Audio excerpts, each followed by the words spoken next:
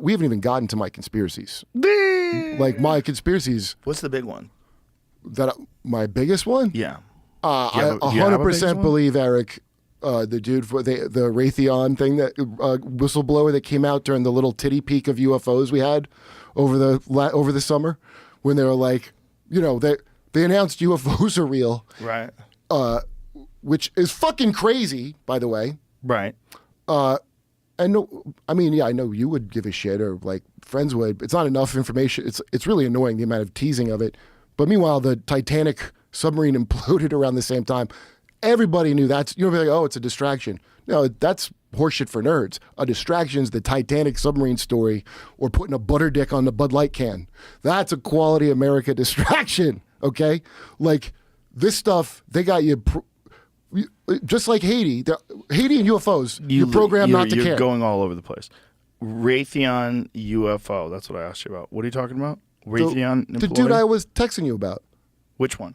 Eric Hecker, the guy that came out in the Raytheon that said in Antarctica. Right, you got to tell people what the fuck you're talking about. I'm sorry. People that are listening have no idea what you're talking about. Yeah, I thought this is just that we're hanging out, not doing a show. It's okay. I'm just trying to get Someone's you back on track. Someone's going to clip it. So this guy is the guy that was on the Sean Ryan show, right? Yes. So he's talking about how he was I guess he was a fireman out there, and yeah.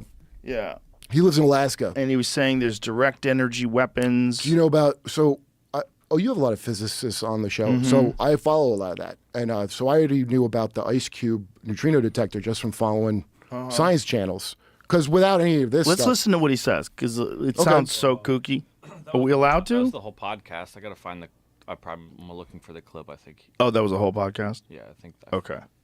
But anyway, it's interesting because I'm listening to the guy talk. There's a TikTok video. Well, this is still 4 minutes long. Okay, but just give us a little something. Third-party contractor for the National Science Foundation. I function in a dual-role capacity as a tradesman and a firefighter. My responsibilities required me to be more informed than most of my crew and offered me complete access to the facilities. What I learned from this unique experience needs to be shared with the entire world.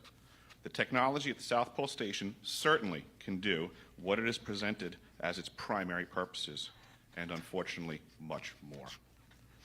The ice cube neutrino detector is presented as a passive listening device for the purposes of the science as presented. But I'm going to skip right through the chase, folks.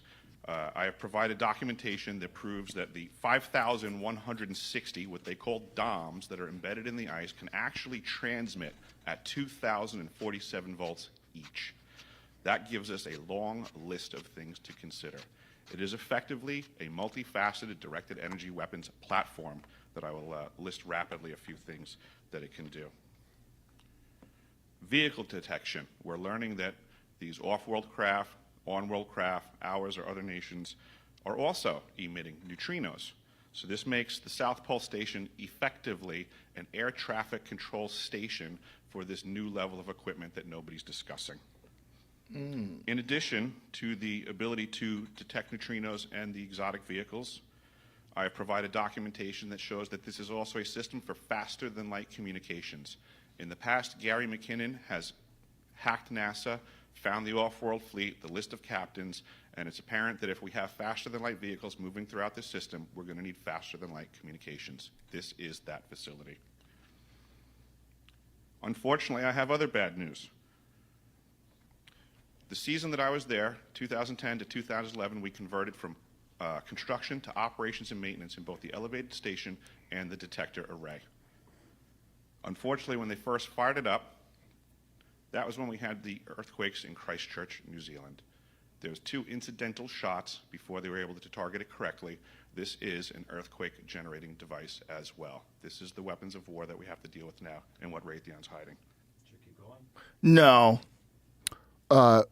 Remember Havana Syndrome? But don't neutrino. So if it's a neutrino detector and a neutrino projector, don't neutrinos? No, they're not projecting them. I don't think. What no. is it projecting then? If it's going extreme frequencies, so like ELF and all that shit. Okay, so it detects neutrinos and then it projects something else. So it has a different thing. It does.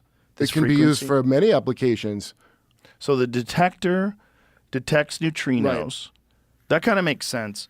Like, why would you give a fuck about... Yeah. But here's the question. Like, why would you give a fuck, spend so much money to detect neutrinos in space? But if you say, oh, well, these UFOs emit neutrinos, like, oh... And you can eventually use them, because otherwise you have to be able to track something that instantaneously appears and disappears. Well, air traffic control for UFOs makes sense. The legit, when I'd watch about Ice Cube when it first came out, nothing with this, it was the reason it caught my interest was, but for some reason there's neutrinos that are coming out of the Earth and not from space. So I'll remember these little details, and every day is like goddamn Kaiser Soze. I figured out. I'm just sitting there. I thought neutrinos just go right through everything. That's right. Yeah. But look, I don't know how that would When a neutrino interacts with the Antarctic ice, it creates other particles. In this event graphic, a muon was created that traveled through the detector almost at the speed of light. The pattern, the amount of light recorded by the ice cube sensors indicate the particle's direction and energy. Wow. So I get how you'd be interested in like finding out like the rays from space and what's going on.